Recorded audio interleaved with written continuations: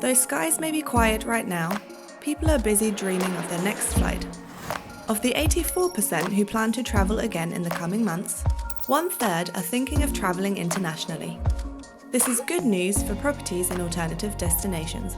Nearly half of these travellers are planning to visit lesser-known places, both to avoid crowds and to discover hidden gems. We're also seeing price play an even bigger role. 75% of travellers say that good value rates, deals and discounts are important, especially when it comes to expensive trips abroad. Sustainability is also top of mind. Air traffic has dropped 60% around the world, dramatically lowering CO2 emissions and highlighting the heavy toll travel can have on the environment. Now, 53% of travellers say they want to travel more sustainably, and more than 2/3 expect the hospitality industry to offer more sustainable choices, particularly for international travel.